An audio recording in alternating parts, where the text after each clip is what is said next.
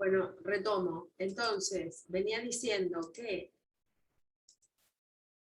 el objeto que componen estos sujetos tiene que ver con esta descripción de un grupo. ¿Cuáles son sus saberes? ¿Cuáles no son sus saberes? ¿Cómo participan? ¿Cómo no participan? Y que no tiene que ver con la idea de sujeto colectivo o sujeto individual. ¿Sí? Sujeto individual, digo sujeto estudiante. ¿Sí?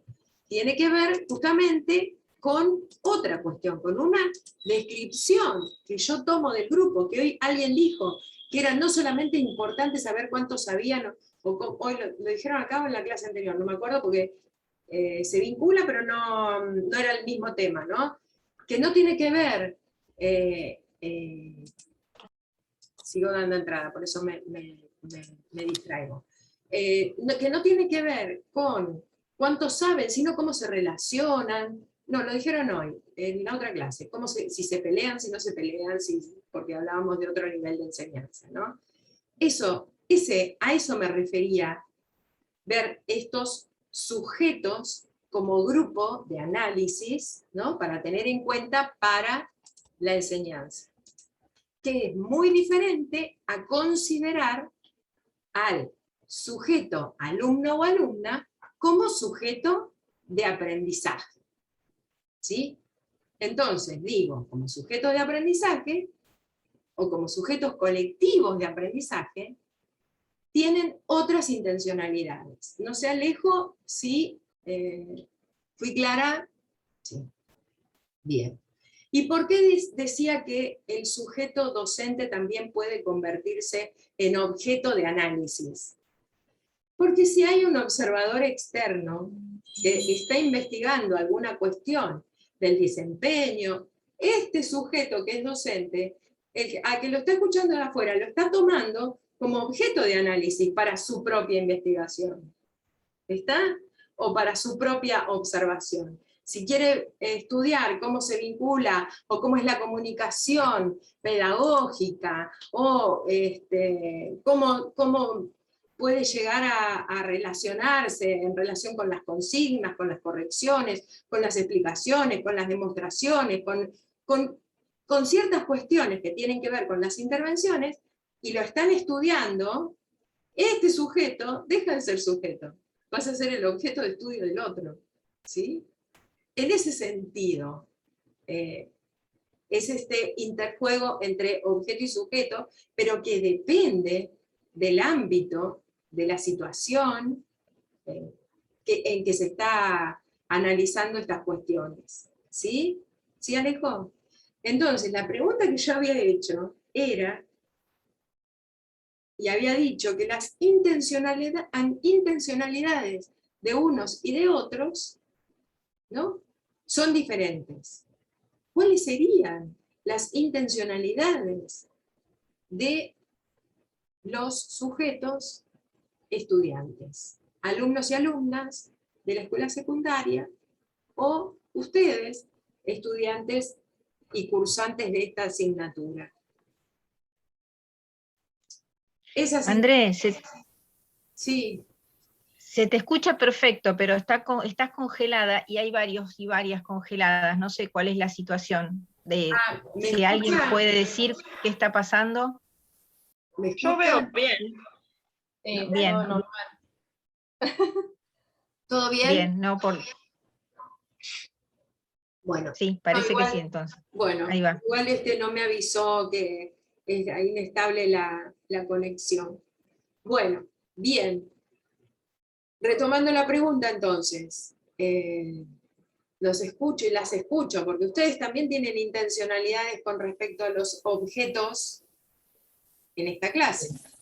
El caso nuestro es recibirnos, por ejemplo, la intencionalidad. Bien, perfecto. Entonces, esa intencionalidad y ese objeto de deseo, que es el recibirte, te lleva a cierta acción, que es cursar esta asignatura y aprobarla.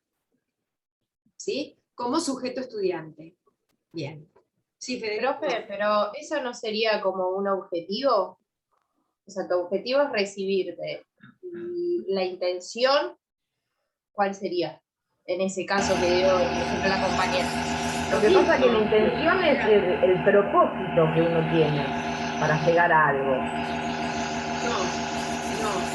Bueno, según de qué lado hay un ruido. No sé a quién. El propósito es el objetivo, como dijo Mel, ¿no? ¿Sí? Pero ese propósito o ese objetivo, y si hablamos del proyecto, por ejemplo, es la intencionalidad educativa bimestral, en el proyecto que ustedes tienen que llevar adelante, y si hablamos de la institución, son los objetivos que esa institución se propone para enseñanza de la educación física, hacen que se tenga cierta intención de llegar, cierta intención de apoderarse o empoderarse o atrapar o adquirir o asumir o tomar ese objeto de deseo que está allá, que está más lejos. Y esa intencionalidad hace que este sujeto se mueva, accione, lleve adelante distintos procedimientos para poder alcanzar el objeto de deseo. En este caso recibí eso. ¿Está? Pero si lo pensamos, esto lo estamos pensando de una forma muy macro, pero si lo pensamos en la clase, en forma micro, o sea, en esa clase nada más, el estudiante o la estudiante de la escuela secundaria, que también tiene la obligación de aprender, de aprobar educación física, la asignatura, algunos más y otros menos tendrán esa intencionalidad de aprender ese contenido del vóley que se está enseñando. Digo del vóley porque era el ejemplo que poníamos hoy. Y ese interés, mayor o menor, lo llevará en esta intencionalidad a realizar distintas acciones que lo llevan a apropiarse de ese contenido. ¿Federico? No, que con respecto a eso quería decir que en el foro yo puse una cita que me pareció interesante, creo que tiene que ver con esto, del texto, que habla de que los actores pueden involucrarse en acciones que no son consecuencia de decisiones y acciones intencionadas pueden conducir a resultados no intencionados. Con esto de aprender o de apropiarse del contenido o no, o sea, están involucrados por una necesidad de aprobar, digamos, por un objetivo. Pero por ahí la intención puede no ser aprender a jugar al vóley, y igual lo debería hacer. Y bueno, acá habla de que puede conducir a resultados no intencionados también. Exactamente. Más que la intención sea una cosa. ¿Cómo? No digo que por más que la intención, podemos tener una intencionalidad muy clara, pero bueno, hay acciones que pueden llevar justamente a no lo que teníamos pensado. Claro, que desencadenan en otras cuestiones. Y esto de la intencionalidad está muy vinculada a la voluntad de aprender o no.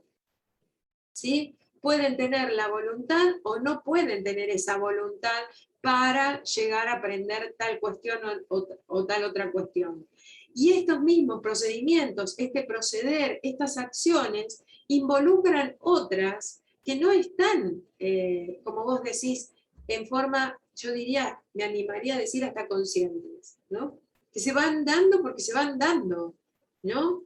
Y que de algún modo hacen que se reconfiguren otros conocimientos, que por ahí no eran la propuesta o la intencionalidad del docente, que se van dando en la misma clase, ¿sí? Y que conllevan y que conducen a otros aprendizajes, ¿sí? Y bueno, y eso tiene que ver con ese currículum que se escribe pisando la clase, que se escribe estando y construyendo en la clase, en la práctica, ¿sí? Que no es lo planificado intencionalmente, pero que se va dando. O sea, por eso la práctica desborda la teoría. La práctica desborda esa teoría cristalizada, ¿sí? Porque cada uno y cada una no sabe cuando se sumerge a un acto pedagógico en cuántas cuestiones diferentes, se va a diversificar eso que está sucediendo. Y es así, ¿sí? Además, hoy cerramos esta clase, nos vamos de acá, cada uno y cada una se lleva distintos aprendizajes. ¿Por qué? Porque impacta diferente en cada uno y en cada una. ¿Sí? Impacta diferente lo que sucedió.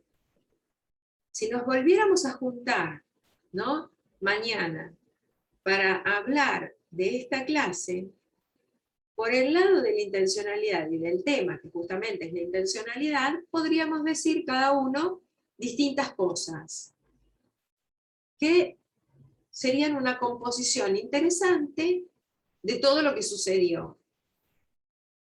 Y, por otro lado, si cada uno y cada una explicaría los distintos procedimientos o los distintos procesos de reflexión que fue llevando a cabo en esta clase, también sería súper interesante, porque ahí veríamos de qué forma cada uno fue apropiándose del objeto que se puso en discusión.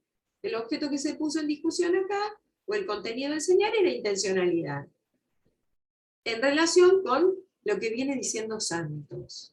¿Sí? Entonces cada uno podría decir cosas maravillosas, ¿sí?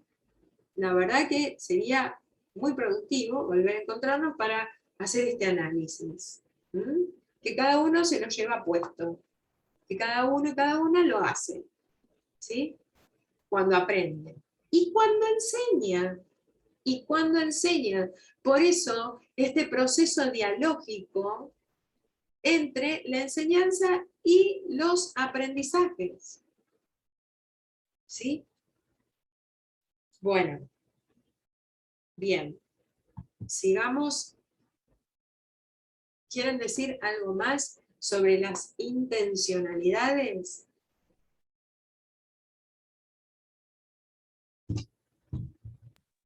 Profe, entonces se podría hablar también de una intencionalidad individual por parte de los alumnos y también del docente, porque por ahí yo voy con una clase planificada, con una intención de aprender tal saber, y cuando llego a la clase me pasa otra cosa. Sí, tal cual, sí, por supuesto. El tema es que, con respecto a esa planificación que tenía y con ese propósito que tenía en la clase, no hay que perderlo de vista. ¿Por qué? Porque ese propósito responde a una sistematicidad que tenía pensada de antemano y que nos va llevando envolventemente, o no sé cómo decirlo, en este mismo proceso a cierta meta, ¿no?, de aprendizajes. Pero también cada uno y cada una, digo, sujetos estudiantes, están atravesando momentos diferentes, y en esos momentos diferentes puede ser que, o simplemente que este contenido les interese más o menos. Entonces, estos procesos de aprendizaje, ¿no?, como cada uno va incorporando ese conocimiento que se pone y que se comparte con todos y todas en la clase, va aprendiendo distintas cuestiones. Entonces sí, hay una intencionalidad que se puede ver truncada de parte de la enseñanza y una intencionalidad de parte del aprendizaje, ¿sí? Pero que es dialógico, y es dialógico hasta el interior de cada uno, porque ustedes también van dando señas, también van enseñando, y en este sentido estratégico de la enseñanza. Y como docente, o ustedes posicionados como docentes, enseñan, pero además aprenden, porque si no están atentos y atentas a eso que va sucediendo en la clase sería una reproducción de una receta, sin considerar al sujeto estudiante que tienen por delante, sin considerar su saber, sus respuestas, sus intereses. ¿Y cómo se dan cuenta? A partir del vínculo de de las acciones, de las respuestas, de los gestos, de las preguntas que van haciendo. ¿Está? Y este proceso de enseñanza, como ya dije en alguna oportunidad, no es lineal. No es lineal. Hay retrocesos, porque hay interrupciones, porque a veces se planifica por demás y no se llega por distintas cuestiones, porque mis consignas no fueron claras, o porque no se llegaban a interpretar porque tenía que darle una vuelta de rosca a la forma de dar la consigna. Entonces, estos procesos no son lineales. Sí, están interrumpidos. Y a veces hay mesetas que hay que romper esa estructura de la meseta para poder seguir adelante. Pero eso lo va determinando la misma práctica y la misma relación con el grupo, ¿sí? Con el grupo que tienen a cargo, ¿sí? Y ahí vuelvo a lo que preguntaba hoy Alejo, ¿no? ¿Por qué estos sujetos pasan a ser objetos? Porque me interesa ver cómo avanza o cómo no avanza el grupo, ¿sí? Y ahí lo miro como esta respuesta grupal, ¿sí? Aunque a veces, aunque por supuesto, está ladrando el perro, sí, y sigue ladrando, vaya a saber por qué. Pero bueno, me perdí por el perro. Bueno, pero también el sujeto me interesa, ¿no? O sea, voy apuntando al sujeto. ¿Preguntas hasta acá? No. Bueno, entonces vuelvo a compartir pantalla.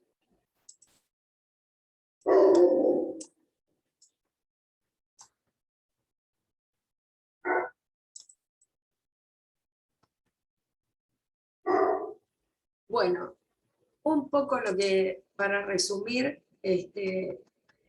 lo que decíamos hoy, y Santos toma a Baudrillard, ¿no?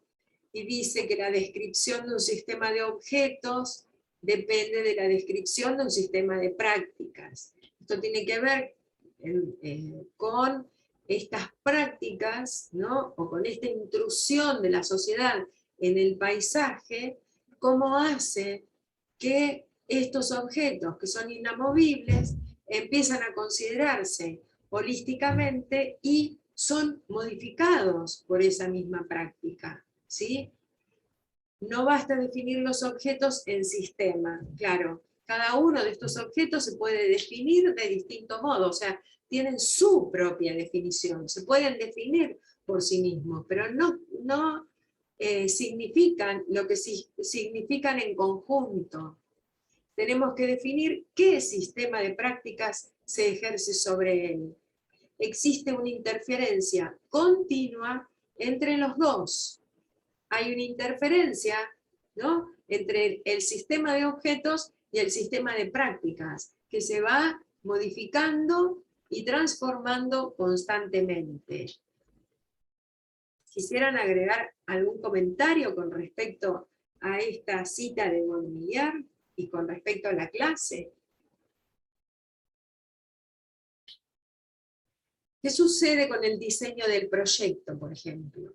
Si pensamos en el proyecto como otro objeto posible a tener en cuenta cuando enseñamos, en la situación de enseñanza.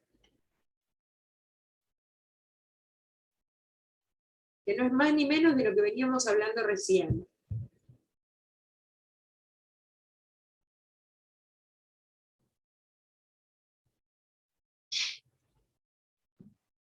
Tiene que ver con, bueno, igual está explícito en el proyecto mismo la intencionalidad, pero tiene que ver con que reúne a todo esto también.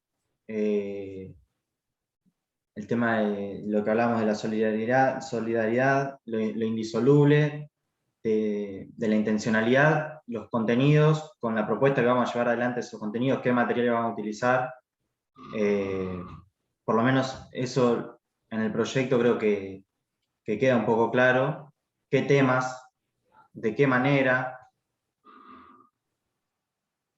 Bien, Entonces, el proyecto también está constituido por un sistema de objetos, a su vez, y a su vez, las prácticas que se van llevando adelante, ¿no?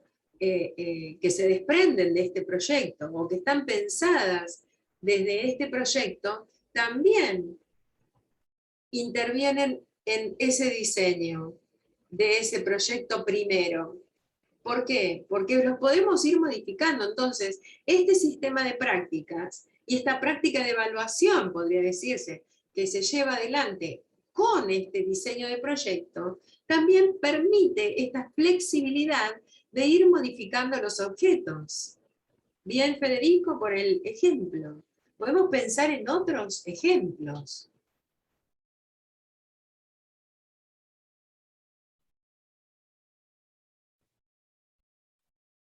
¿Qué otro ejemplo pueden pensar en relación con... Cuando usted dice que se da de manera lineal, sino también que no es unidireccional, se puede decir por esa última parte que existe una interferencia continua entre los dos, como que el profesor da, pero el alumno también le devuelve, no es que solo el saber se transmite del profesor al alumno. Claro, acá sería el objeto podría ser el contenido de enseñanza, ¿no? Y el objeto también podríamos pensarlo como el mismo propósito que pensamos la clase, que hay que tenerlo en claro, pero que no sabemos a dónde llegamos, no sabemos a dónde vamos a arribar en esa clase. Eso es lo que pensamos de antemano, lo que diseñamos, lo que llevamos para poder ofrecer y compartir en la clase, pero no sabemos a dónde llegamos, porque tenemos la respuesta de los otros. Y ahí está el sentido estratégico, ¿no? Y esta flexibilidad que nos tenemos que permitir en relación con lo que planificamos, ¿no? ¿Por qué? Porque no somos robots. No vamos a dar la respuesta exacta a la pregunta. Vamos a ir respondiendo a medida que esto se va construyendo. Y esta práctica se va construyendo, justamente. ¿Sí? Hay una cuestión que hay que tener en cuenta. Que el proyecto tiene cierta intencionalidad para arribar a determinada meta. Que esta meta se puede alcanzar si es que este proceso de prácticas me lo permite.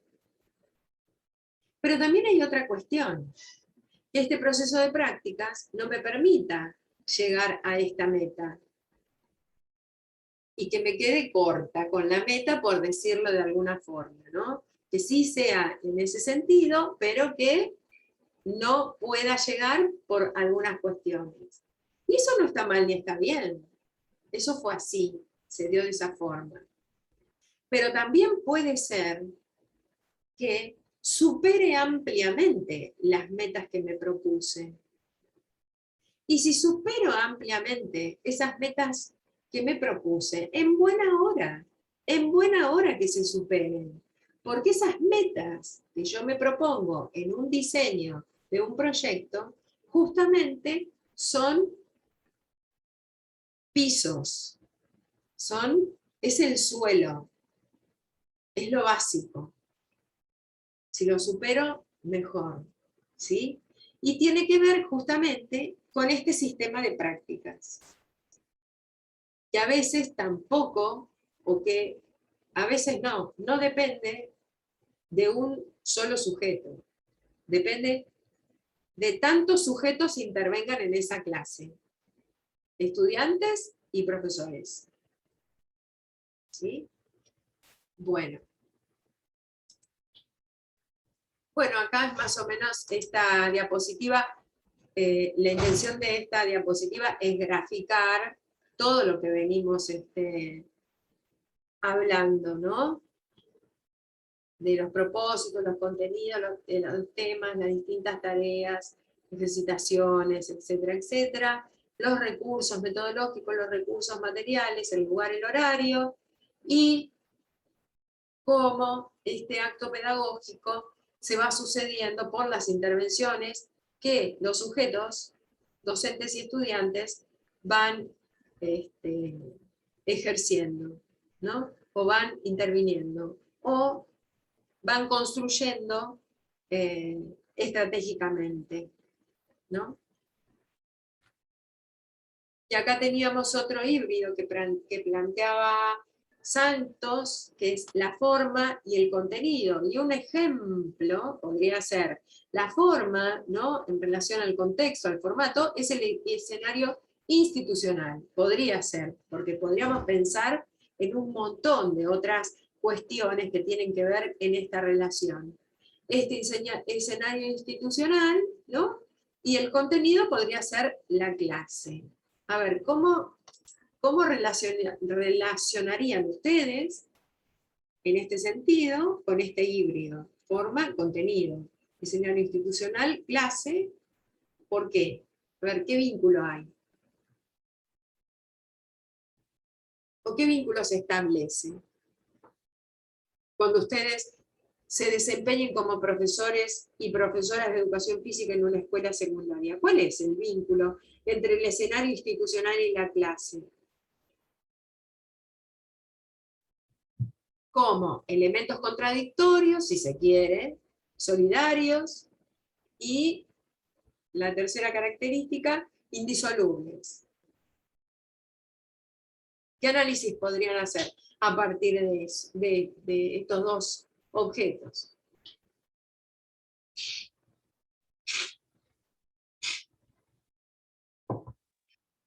Y por un lado, lo indisoluble tendría que ver con, bueno, el espacio institucional. Digo, si vamos a dar una clase en nivel secundario, tiene que haber un espacio para poder realizar la clase.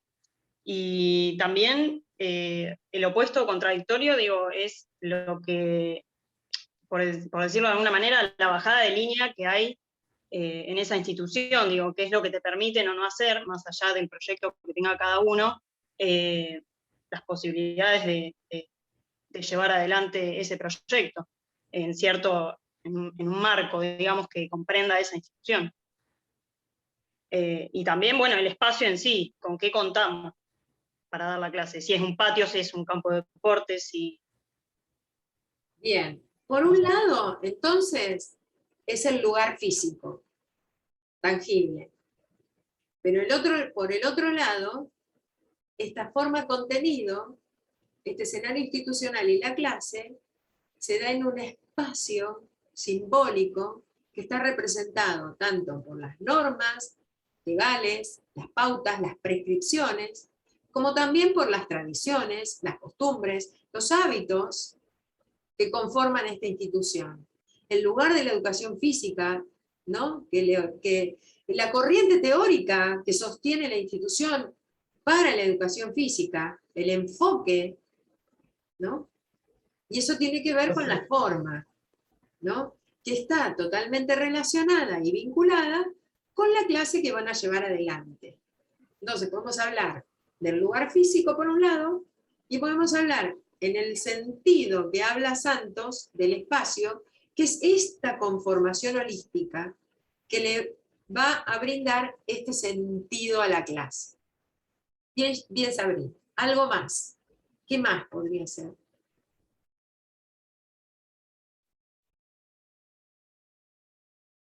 Yo lo pensaba en relación a eso último que dijo, la distinción que él hace entre paisaje y espacio, tiene que ver con eso también de la forma sería el lugar físico, el patio, poniendo un ejemplo, y el contenido, la clase o lo que él llama el espacio sería el valor que se le da, creo que él lo nombra así como el valor, y que tiene que ver con eso que recién decía, la tradición institucional, también el pensamiento que gira alrededor de la educación física, tanto de la institución como también, bueno, en este caso la forma sería la institución, pero también los estudiantes, ahí eso es lo que se relaciona con la sociedad, decía, este espacio es lo que lo relaciona con la sociedad, no el paisaje es, digamos, después se le va dando distintos valores en determinados momentos históricos. Tal cual. Entonces la educación física en esa institución es esa educación física. Eso no quiere decir que hay muchas educaciones físicas. Eso quiere decir que tiene esas características, esas formas, ¿sí? Y que tienen que ver con la idea de espacio que presenta Santos, que no es el lugar físico. Que el lugar físico también está presente, pero es otra la idea, mucho más amplia. Bien, Federico. Bueno, esto ya lo habíamos visto. Acá volvemos a lo mismo, ¿no? Pero pensamos desde otro lugar, el paisaje y el espacio, o sea, el plan de clase y la práctica, ¿no? En esta brecha que hay entre los objetos que se describen y que se piensan y que se diseñan y la práctica misma, ¿no?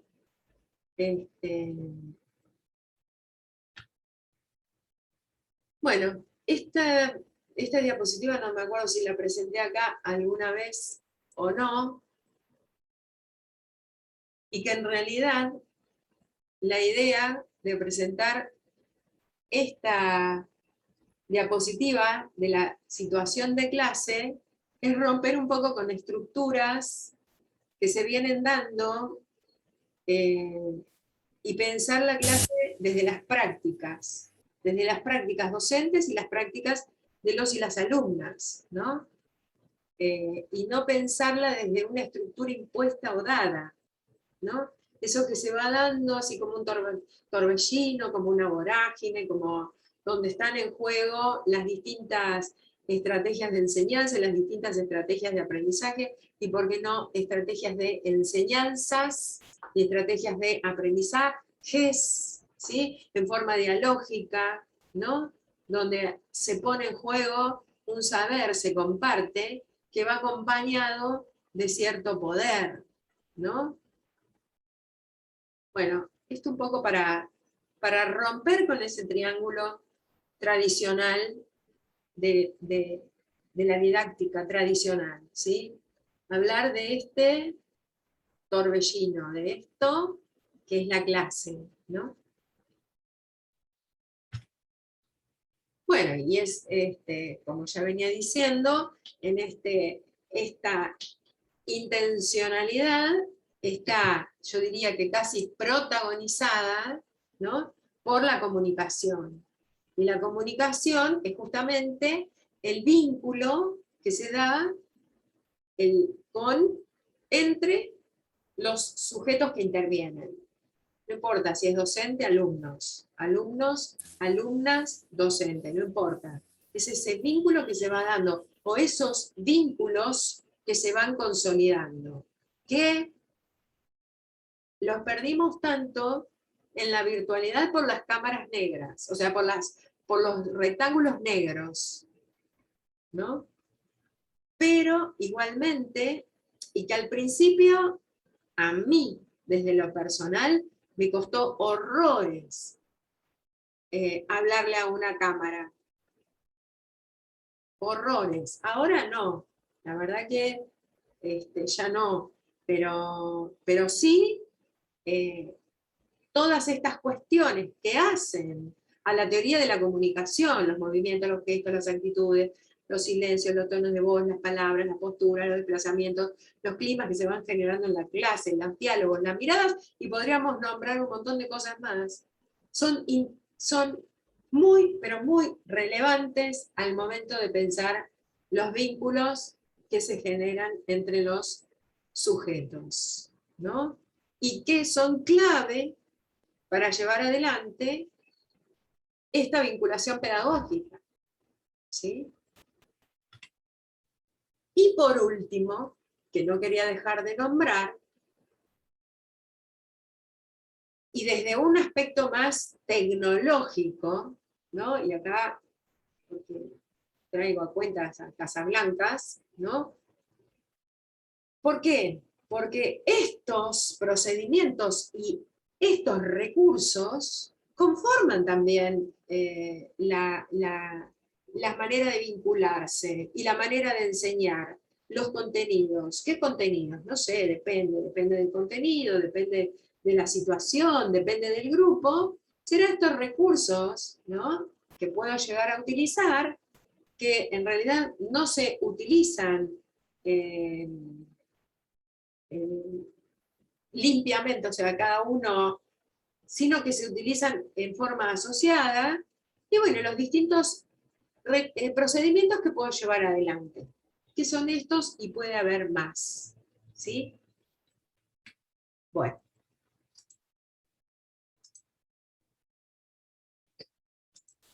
Acá hay un comentario, perdón, pero estoy teniendo problemas con el mundo, se me apagó. Ah, porque Laura entró y salió muchas veces. Bien. Bueno, quisiera saber qué otra cita de las que trae Santos puedan leer, que no haya quedado del todo clara.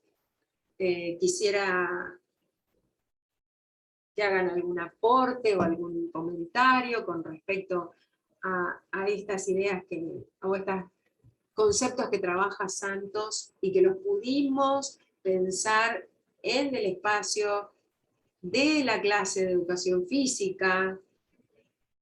Quisiera también decirles que de ahora en más, cuando ustedes sean profesionales, van a continuar leyendo, espero, autores y autoras en relación, o que estén relacionados con otros campos del saber, ¿sí? Pero nunca piensen, o desde lo personal se los estoy diciendo, no traten de traer esto que dijo un geógrafo, un abogado, un sociólogo, un filósofo, al campo de la educación física. O sea, la idea no es traspolar esto que dijo y ponerlo acá, aplicarlo acá en nuestro campo de conocimientos o de objetos cognoscibles por nuestro saber. No es esa la idea.